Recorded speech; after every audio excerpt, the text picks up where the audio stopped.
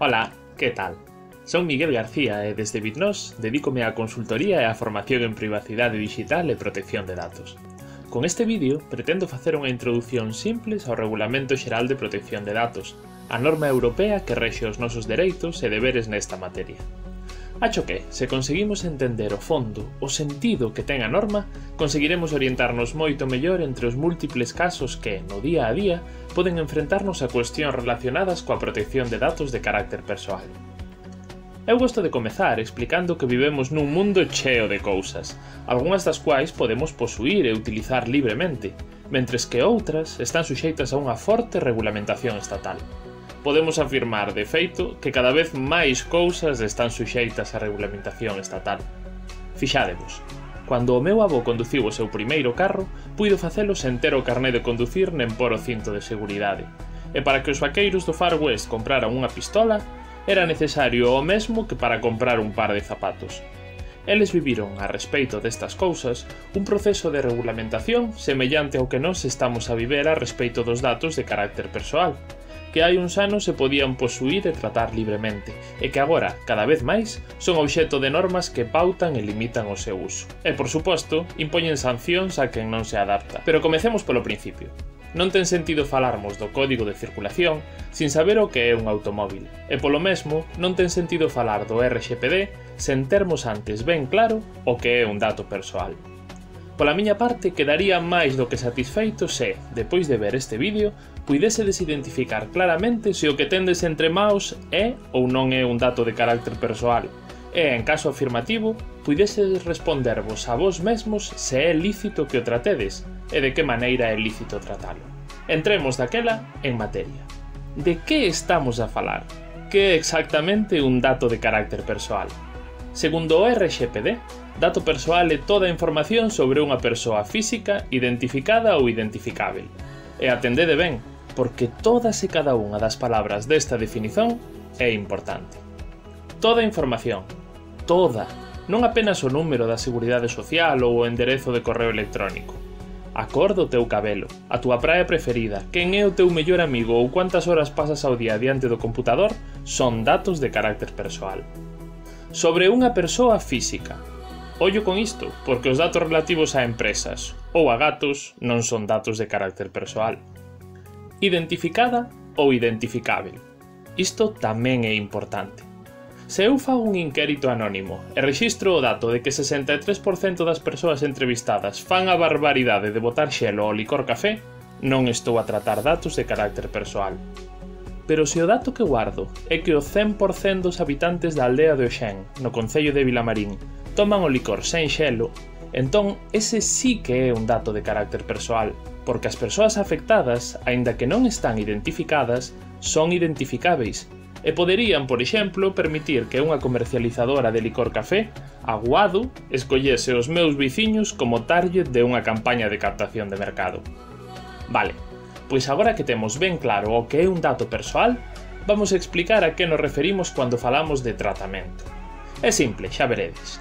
Segundo o RGPD, tratamento é cualquier operación realizada sobre datos persoais. Cualquier operación. Significa que sacar unha foto, guardar un contacto, copiar un currículum ou borrar unha factura son todas elas actividades de tratamento de datos persoais. Xa temos, daquela, o mapa conceitual completo.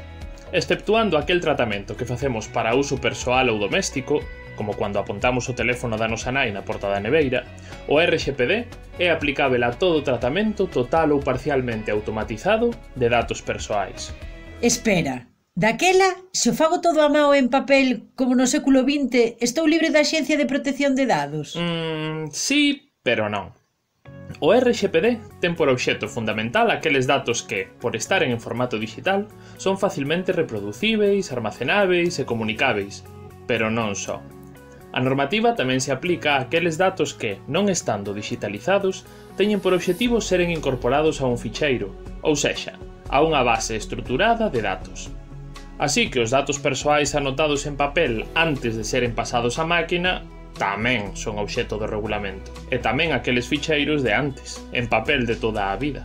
Pero tranquilos, non vamos entrar polo miúdo no texto legal do RGPD. Para quen teña interese, deixo na descripción do vídeo as ligacións ao texto orixinal. O que a min me interesa agora é que percebades o sentido que ten a protección de datos, que non é outro que aplicar ao tratamento de datos persoais os mesmos principios que o sentido común nos leva a aplicar cando tratamos con cousas que non son nosas e que teñen valor.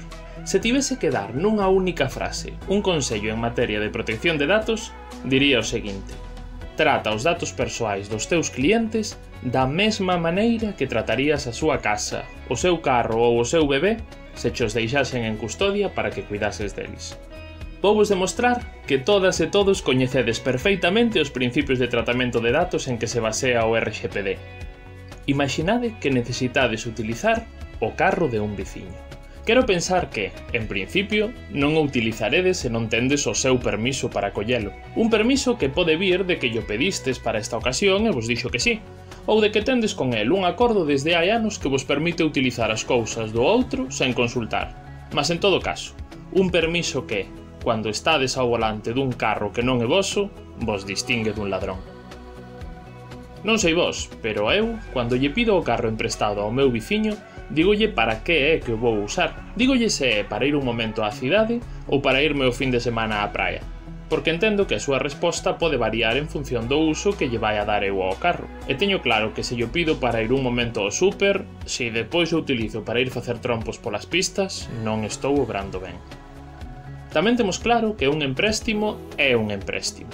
E como tal, ten un final. Se lle pedimos o seu carro ao noso veciño, o normal é que lle digamos por cuánto tempo vamos necesitalo, e que llo devolvamos unha vez transcorra ese tempo. A que non son o único que prefire levar un golpe no seu propio carro do que conducindo o dun bo amigo que tivo a xenerosidade de emprestárnoslo. Normalmente, cuidamos as cousas que non son nosas mesmo con máis celo do que as nosas propias cousas. Pois ben, como podedes supor, todas as medidas do RGPD que inciden na seguridade dos datos persoais segue este mesmo principio. E que me decides das cesións? Non está ben que eu lle deixe ao meu primo Daniel o carro que o meu veciño me emprestou a min para ir traballar. Ou polo menos, non está ben que o faga sen o seu coñecimento e o seu consentimento, porque o meu veciño non coñece ao meu primo Daniel, e posiblemente, se o coñecese, deixarlle o seu carro novo sería a última cousa que faría na vida. Por último, todos entendemos que cando pedimos emprestado algo, o seu lexítimo dono continúa a ter dereito sobre a cousa en cuestión, e mesmo pode lexitimamente rectificar a súa decisión e cancelar o empréstimo se, por exemplo, descobre que o noso primo Daniel anda facendo rallies co seu carro novo. Védelo. É suficiente con aplicar os mesmos principios de sentido común ao tratamento de datos de carácter persoal, e, sen sabelo, estaremos a adaptarnos ao RGPD dunha forma bastante máis rigorosa do que moitas administracións e grandes empresas fan aínda a día de hoxe. Cando o regulamento fala de licitude, lealdade e transparencia, estános a recordar que cando queremos usar algo que non é noso, non debemos comportarnos como ladróns. Cando fala de limitación da finalidade, estános a dicer que o dono ten direito a saber para que vamos a usar os seus datos, e a que só os usemos para iso para o que llos pedimos. O principio de minimización do RGPD tamén ten unha traducción fácil ao noso día a día. Se eu necesito o carro do meu veciño para ir traballar, non lle levo emprestado tamén o computador, o desodorante e o can, pois, polo mesmo, só debemos de tratar os datos persoais que son estrictamente necesarios para o fin que perseguimos, os xustos, nen un máis. O principio de exactitude, en cambio, non ten traducción fácil ao meu exemplo, pero igualmente é facilísimo de entender. Fai referencia ao dereito que teñen os usuarios e o deber que teñen os responsáveis de que os datos persoais tratados estexan correctos, porque dá gusto viver nun mundo no que se necesitas que che operen da perna esquerda, os datos que ten o médico non sitúan a doenza no brazo direito. O da limitación do prazo de conservación fai referencia ao de devolver o que che foi emprestado, máis cedo que tarde. Igual que o carro do veciño, os datos persoais dos teus clientes non son teus, por tanto, non podes ficar con eles para sempre. Ao cumprirse o obxectivo para o que foron tomados, ou nalgúns casos ao vencer o prazo legal extraordinario ao que a lei nos obriga a mantelos, os datos persoais dos interesados deben desaparecer dos nosos ficheiros, así que ou os devolvemos ou os eliminamos. E por fin, cando o RGPD fala do principio de integridade e confidencialidade, está a falar das medidas de seguridade que debemos adoptar para que ninguén que non estexa autorizado acceda aos datos persoais que o interesado nos emprestou a nós e só a nós, e tamén para que eses datos estexan en todo momento sans e salvos, ou o que ven sendo o mesmo, enteiros, correctos e disponíveis. Todos estes principios do tratamento de datos están impregnados de un séptimo, que ven ser algo así como o cerne do RGPD, é o principio de responsabilidade proactiva, que significa que son os responsáveis do tratamento quen deben levar a iniciativa, quen van ter que demostrar en todo momento que están a facer as cousas como é debido. Ollo a isto, porque é clave. Co RGPD funciona algo así como un principio de culpabilidade, que ven dicer que se un responsável non pode demostrar que está a facer ben as cousas, entón é que está a facelas mal. Somos nós, como responsáveis de tratamento de datos, quen temos que poder demostrar documentalmente que o tratamento que facemos é lícito ou que as medidas de seguridade que adoptamos son as correctas. Para un momento, Miguel. Falaches varias veces de responsáveis de tratamento. Podes aclarar o que é iso? Oh, certo. Desculpade. Porque ademais é un conceito central do RGPD. A distinción entre responsáveis e encargados de tratamento ten algunhas das implicacións prácticas máis importantes para moitas e moitos dos que estaredes a ver este vídeo. Responsável do tratamento é aquela empresa, ou administración, ou persoa física que non actúa a nivel persoal ou doméstico, en definitivo, aquela organización que determina os fins do tratamento. Se tú és quen decide para que se toman, ou se conservan, ou se tratan de cualquier forma determinados datos persoais, parabéns, és un responsável de tratamento. A licitude do tratamento de datos que realizas dependerá de que podas basealo nalgún dos supostos do artigo 6 do RGPD, que vos explicarei a seguir. Agora ben, hai axentes cuxo traballo é facer un tratamento de datos para outros. Son empresas ou profesionais a quen un responsável subcontrata para facer un determinado traballo que 1. Require tratar datos persoais e 2.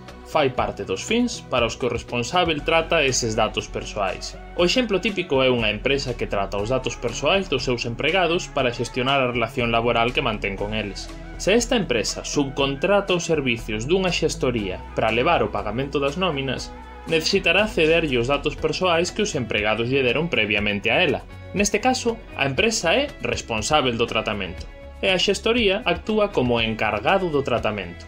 Pero podemos pensar noutros casos. Por exemplo, Amazon é un responsável de tratamento. A empresa de transporte que nos trae a encomenda á casa sería o encargado de tratamento. A empresa que edita o listín telefónico, responsável de tratamento. O deseñador gráfico que o maqueta, encargado de tratamento. O banco, responsável de tratamento. A empresa de marketing que lle fai os seus mailings publicitarios, encargada do tratamento. Entendédelo? Pois ben, se actuades como encargados de tratamento ou como responsáveis subcontratades os servizos dun encargado, agarraivos. O RGPD exixe que esta relación estexa baseada nun contrato de tratamento de datos que ambas partes deben asinar e que servirá para plasmar negro sobre branco cousas tais como a finalidade do encargo, os dereitos e obrigas das partes ou as medidas de seguridade que deben ser tomadas. Asinar este contrato é unha obriga de ambas as dúas partes. Este documento é o que fai lícito o tratamento que o encargado fai de datos dos que non é responsável, para entendernos, de datos que ningún interesado lle emprestou directamente a él. Posiblemente sexa o primeiro documento que un encargado deba ter a mao se recebe unha inspección da AEPD. Pero tamén é o que xustifica a cesión de datos que fai o responsável. De feito, o regulamento proíbe a todo responsável subcontratar os servicios dun encargado que non demostre estar ao día en materia de protección de datos, que non teña implementado medidas técnicas e organizativas adecuadas e, por suposto, que non asine con el un contrato de tratamento de datos.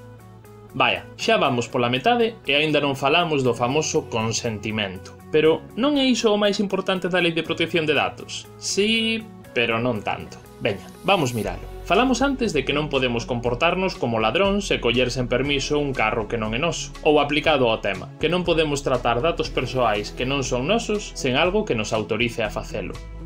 E veño de dicer que o que autoriza un responsável a realizar un determinado tratamento de datos é a súa adecuación a algún dos supostos do artigo 6 do RGPD. Segundo o Regulamento Xeral de Protección de Datos, podemos tratar datos persoais só se se dá algún destes supostos. Primeiro, se a persoa interesada deu o seu consentimento informado a ese tratamento concreto. Aquí, por fin, chegamos ao asunto do consentimento, así que me ides permitir que diga un par de cousas ao respeito. Segundo o novo regulamento, para ser válido, o consentimento ten que ser explícito, informado e separado. Explícito, que é o contrario de implícito, ou de se non me dixo o contrario, entendemos que sí.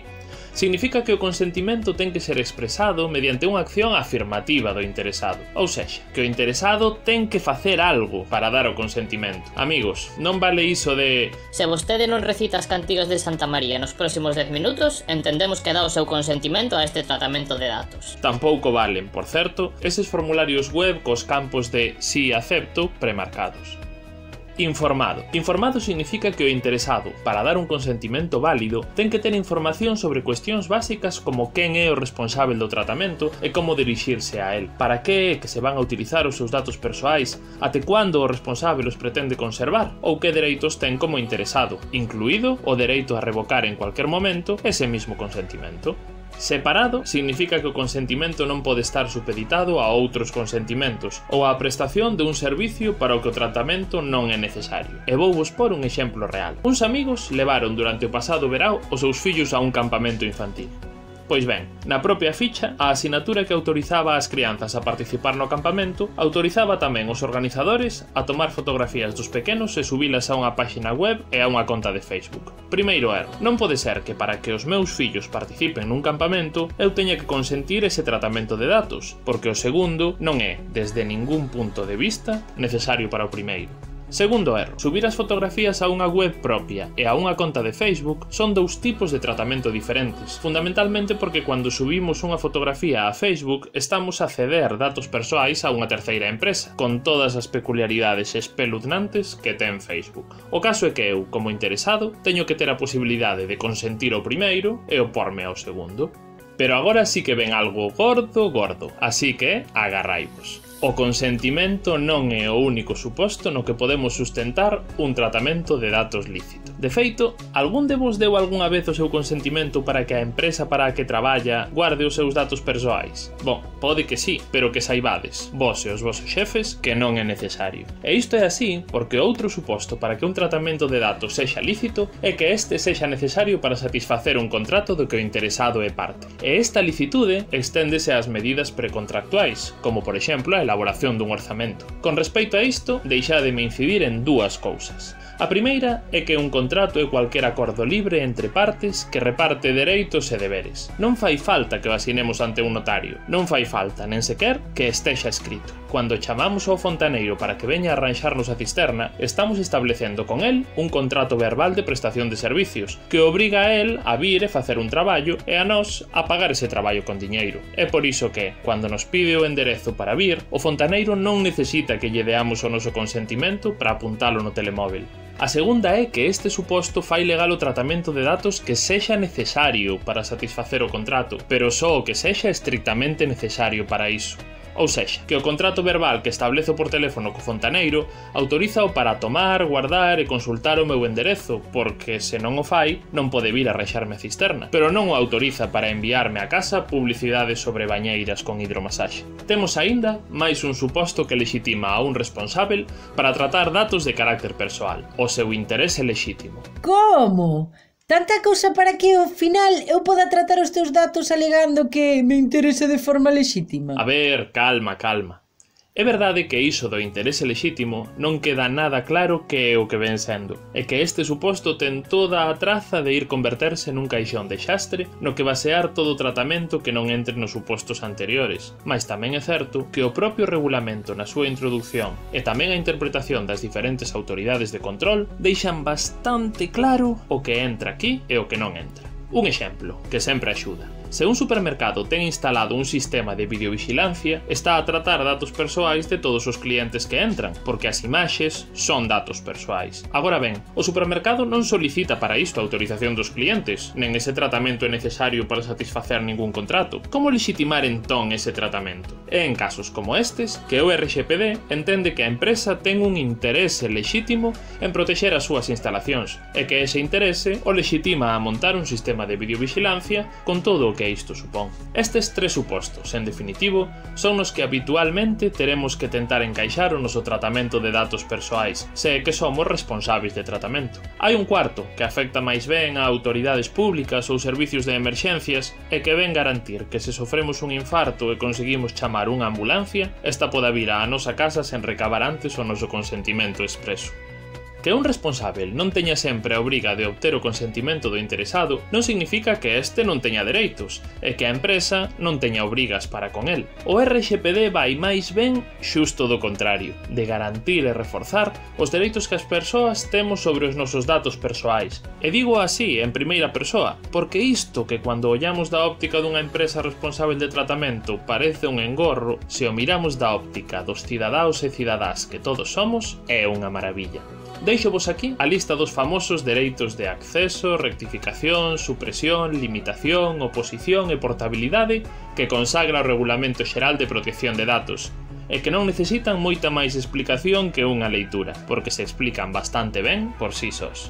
Apenas acrescentar que todos os responsáveis, aínda que non necesiten solicitar o consentimento para o tipo de tratamento que levan a cabo, sí que teñen a obriga de informar os interesados dos dereitos que teñen. É o que se fai habitualmente mediante as famosas políticas de privacidade, que o fontaneiro do noso exemplo anterior podería ben incluir, por exemplo, na súa factura. Ademais dos nosos dereitos, o responsável debe informarnos da súa identidade e enderezo de contacto, así como dos fins de tratamento ou as posíbeis cesións a terceiros que vai a facer dos nosos datos persoais. Vamos xa para a recta final. Igual que non todos os carros son iguais, non todas as categorías de datos persoais son iguais. Hai algunhas que, pola súa sensibilidade manifesta, o RGPD inclúe en algunhas categorías especiais, cuxo tratamento debe contar con garantías e medidas de seguridade extra. Son estas: datos que revelen a orixe étnica ou racial das persoas, como por exemplo os que recollen moitas administracións e ONGs que xestionan programas de axudas sociais para inmigrantes.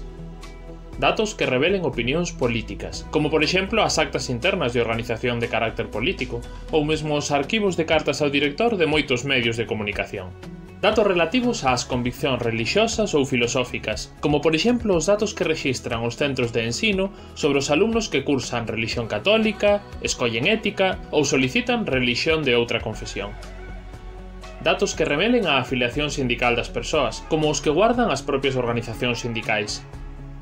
Datos xenéticos ou biométricos, como as pegadas dactilares, ou mesmo as fotografías e os vídeos se son tratados cun software de análise biométrica, como o recoñecimento facial, que sí, que isto hoxe non sona a peli de James Bond, pero dentro de nada, por desgraza, vai estar en todas partes. E por último, datos relativos á saúde e á vida e orientación sexual das persoas, como por exemplo as informacións que rexistra e arquiva cualquier clínica psicolóxica sobre os seus pacientes.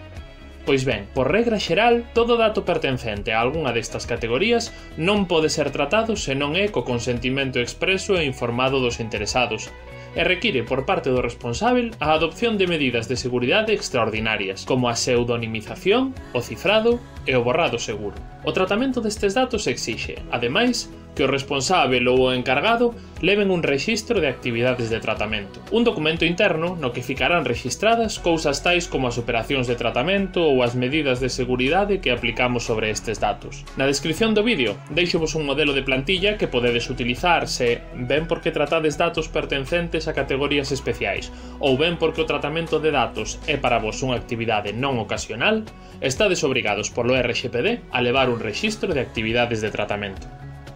Por certo, existe unha categoría máis de datos sensíveis que, aínda que no articulado do regulamento está fora das categorías especiais, o seu tratamento obríganos a adoptar medidas semellantes. son os datos relativos a condenas e infraccións penais, que tamén deben ser obxecto dunha protección especial, pero que neste caso non poden ser tratados nen con consentimento do interesado, senón for baixo supervisión de autoridades públicas ou ao amparo dunha lei que o autorice, como a que habilita a abogados e procuradores a exerceren a súa profesión. Así é todo, que todas estas categorías de datos nos obriguen a tomar medidas de seguridade avanzadas para o seu tratamento non significa que únicamente debamos cifrar ou pseudonimizar os datos persoais se pertencen a unha categoría especial. Na verdade, o RGPD o que nos dice é que o nivel de seguridade a implementar debe ser acorde ao nivel de risco que a actividade de tratamento entrañe. E, ao mesmo tempo, o nivel de risco é unha función na que entran en xogo tanto o posíbel dano que unha brecha de seguridade pode supor para o interesado, como a probabilidade real de que esa brecha aconteza. Volvamos aos exemplos. Se eu guardo unha imaxe das tarxetas de crédito dos meus clientes, o nivel de risco é moi alto, porque quen teña acceso a elas tal vez poda facer o agosto no AliExpress e, de paso, arruinar os meus clientes. Pero tamén é alto o risco de guardar o nome e o enderezo de email dunha persoa famosa nun computador ao que van ter acceso centos de persoas, porque a probabilidade de que lle enchan a caixa de entrada do correo electrónico con emails indesexados é moi alta. En ambos casos, estamos ante datos que non pertencen a categorías especiais, e mesmo que son de unha natureza e sensibilidade ben diferente, pero en ambos casos estamos ante tratamentos de datos que exixen extremar as medidas de seguridade. Algún día, tal vez, faga outro vídeo no que falar máis polo miúdo da seguridade dos datos. Por agora, e para rematar, deixádeme introducir a idea de que unha boa política de seguridade de datos ten que implementar, polo menos, ferramentas de cifrado, copias de seguridade periódicas e o borrado seguro dos datos que xa non son necesarios. 3 palabras finais para cada unha destas cousas. A criptografía, que a moitos de vós sonará tamén a pelis de espías, é en verdade a única tecnoloxía capaz de manter a confidencialidade dos datos na era digital, e hoxe está tan extendida que sen ela o internet que coñecemos sería imposível. Pero cifrar os datos non é simplemente protexelos con contraseña. Non. A pantalla de inicio da sesión de Windows ou o pin de desbloqueo do telemóvel non manteñen cifrados os datos que guardamos dentro. Cifrar os datos é hoxe tan fácil como utilizar cualquier outro programa, pero necesita da utilización de aplicacións específicas de criptografía que alteren os datos até facelos indescifráveis para quen non teña a chave de acceso. No fondo, a criptografía é o equivalente digital aos envelopes nos que enviamos as cartas ou as fechaduras que protexen as portas das nosas casas e os nosos escritorios. Con respecto ás copias de seguridade, apenas dicer que o maior risco na seguridade dos datos ao que nos enfrentamos a maioría de nós non é a que un hacker nos los roube, senón a que unha subida de tensión nos los faga perder. A de copias de seguridade debe ser unha política interna a implementar en cualquier organización, e debe garantir non só que os datos importantes están accesíveis nun segundo dispositivo, senón tamén nun terceiro, e este nun lugar físico diferente ao original e á copia. E non me digas que isto é exagerado, cando despois estás pagando unha póliza de seguros que cubre a posibilidade de que haxa un incendio na túa oficina. Se o hai, a aseguradora pagarache os danos, pero os datos que se queimaron non chos vai devolver. E, por último, o borrado seguro de datos. Amigas e amigos, agarradevos por última vez ao asento. Cando eliminamos un arquivo do computador, mesmo cando baleiramos a papeleira de reciclaxe, o arquivo non se borra. Segue gravado no disco ríxido, aínda que o sistema operativo non poda acceder facilmente a él. Para eliminar de forma segura un arquivo, e é o que debemos facer se traballamos con datos sensíveis, necesitamos utilizar unha aplicación que sobreescriba os datos orixinais, facéndoos realmente irrecuperáveis. De verdade, sorprenderíadesvos da cantidade e da calidade de datos persoais que se tiran todos os días ao punto limpo. Deixámolo aquí. Espero que esta explicación vos teña servido para orientarvos un pouco mellor no labirinto que, a primeira vista, pode parecer todo o que respeita á protección de datos de carácter persoal. Se tendes cualquier dúbida ou comentario, non vos cortedes en deixalo no comentario do vídeo, ou en dirixirvos a min vía email escrevendo a bitnos@bitnos.info. Un saúdo!